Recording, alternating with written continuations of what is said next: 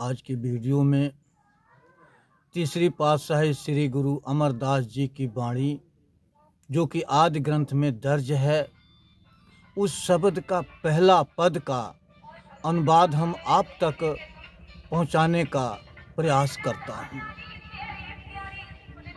वाणी है, गोविंद गुणी निधान है, अंत न पाया जाए।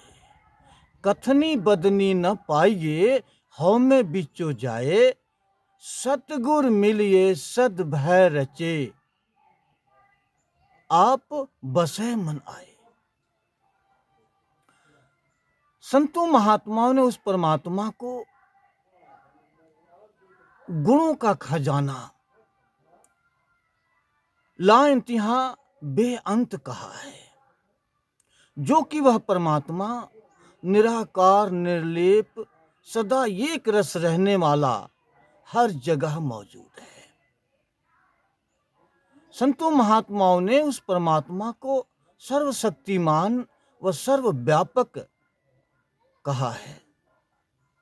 और गोस्वामी तुलसीदास जी उस परमात्मा को अपनी वाणी में कहते हैं कि बिन कर करे करे विधि नाना, बिन पग चले सुने बिन काना। आनन रहित रसना बड़ भोगी, बिन वाणी बकता बड़ जोगी।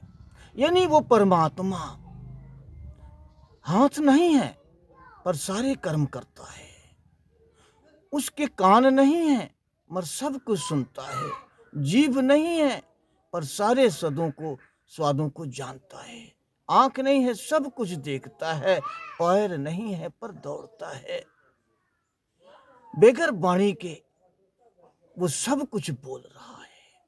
यानी वो परमात्मा एक अथाह अगोचर अजर अमर अविनाशी जो हर जगह मौजूद है, वो न कहीं आता और ना ही कहीं जाता है। वो परमात्मा सारे संसार की रचना किस रूप से किया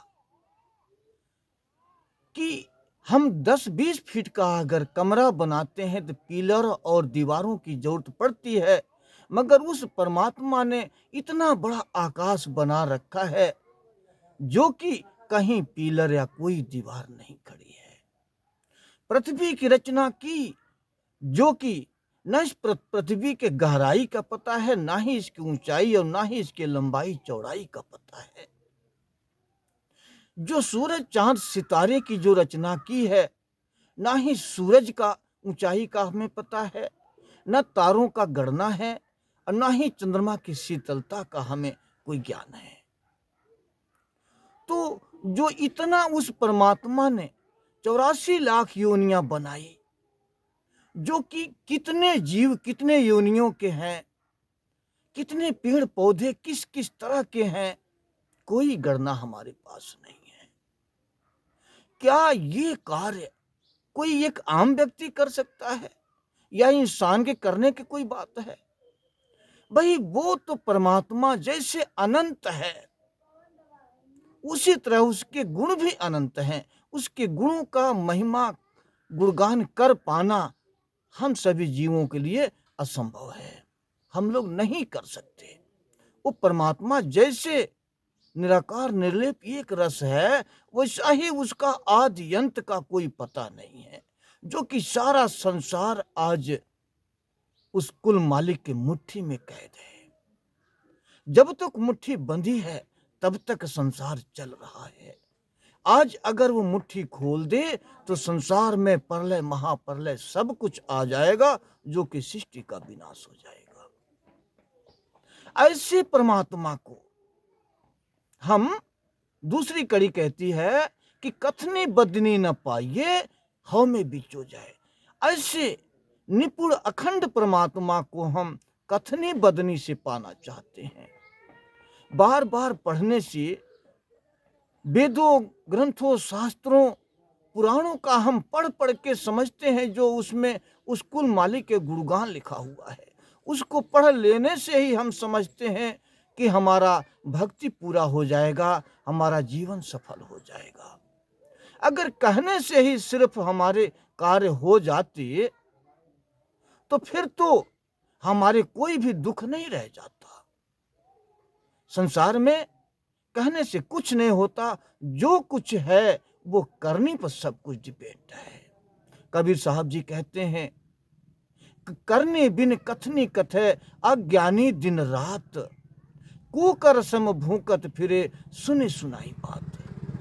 कबीर साहब जी ने समझाते हैं कि जो करनी का मार्ग है, उस करनी को हम न करके कथनी कथते हैं, पढ़ते हैं, कहते हैं, कही जाते हैं, मगर कर्म नहीं करते। उस कर्म का हमें पता नहीं कि हमें कर्म करना कौन सा है। जैसे संतों महात्मा ने उस परमात्मा का गुणगान वेदों ग्रंथों में लिख दिया, उसी को हम पढ़ पढ़ करके हम उसी को अपना जीवन का सार्थक समझ लेते हैं, कुछ गुणगान कर देंगे हमारा जीवन सफल हो जाएगा, पर ऐसा नहीं होने वाला है। हमारा जीवन तो सफलता मिलता ही नहीं है, पर होता क्या है, कौन किताबी ज्ञान का जो ज्ञान हम कंठस्थ कर लेते हैं, लोगों को सुनाते हैं, अपने ज्ञान का प्रचार प्रसार करते हैं, और हमारे अंदर और भी उसका एक हौमे हो जाता है, अहंकार हो जाता है कि मैं तो बहुत गुणी हूँ और मैं बहुत ज्ञानी हूँ, जो हर ग्रंथ का हम जानता हूँ, कहाँ पर क्या लिखा है हम सब कुछ जान रहा हूँ।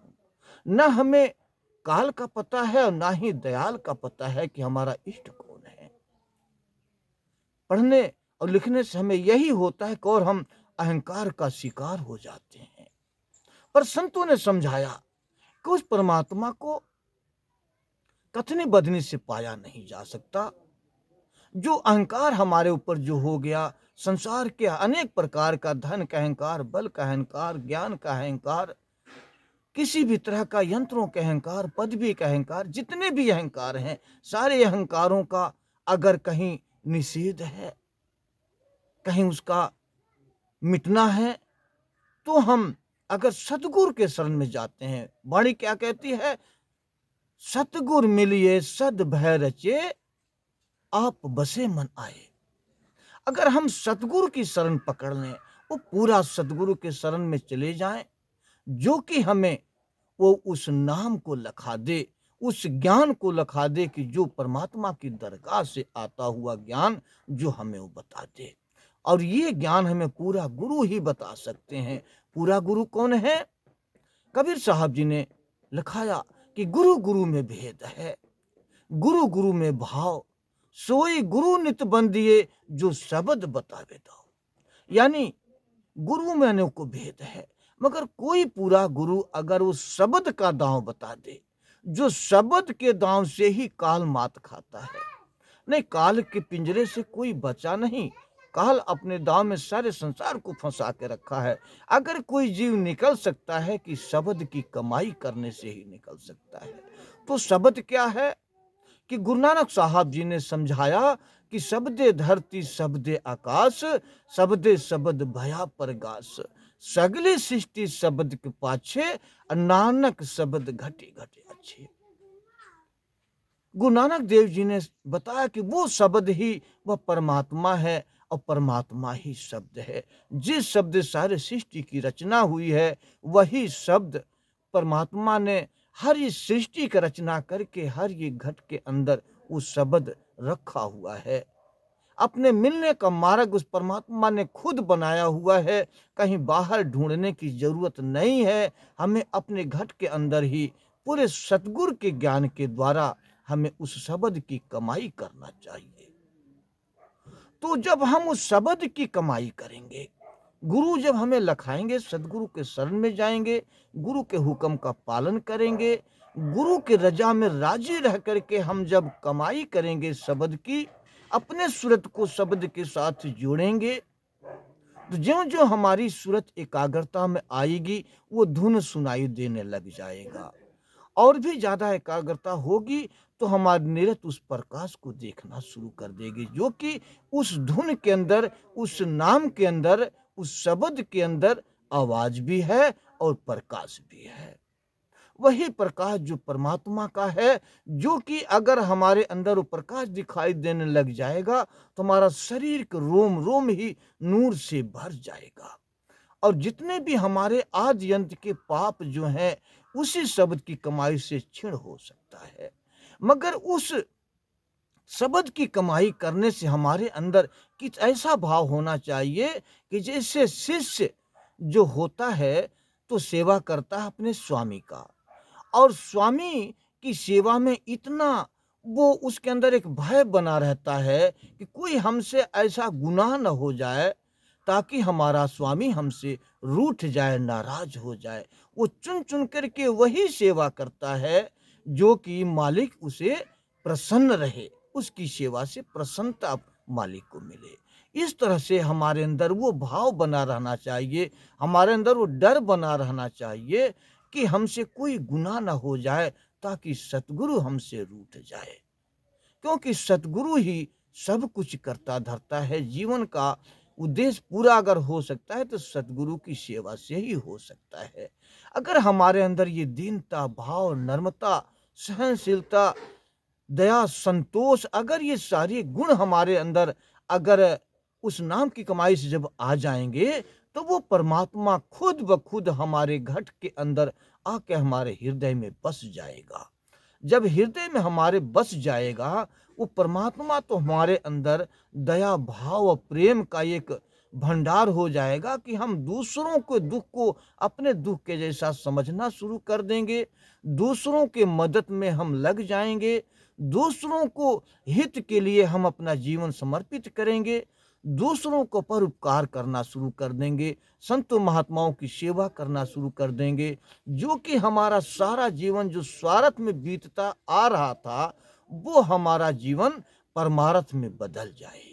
जब परमार्थ हमारा बनेगा तभी हमारी भक्ति पूर्ण होगी।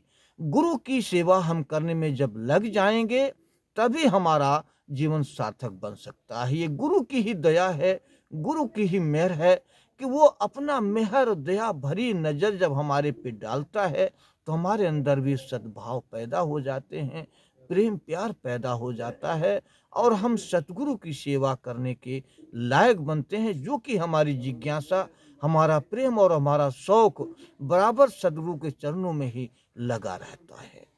अब ऐसी दशा को समझने वाला कोई गुरुमुख ही समझ सकता है कि सतगुरु की दया मेहर क्या होती है, गुरु की सेवा क्या होती है और करने समय क्या बेनिफिट मिलेगा, क्या फ़ायदा मिलेगा और हमारा जीवन सफल हो जाएगा।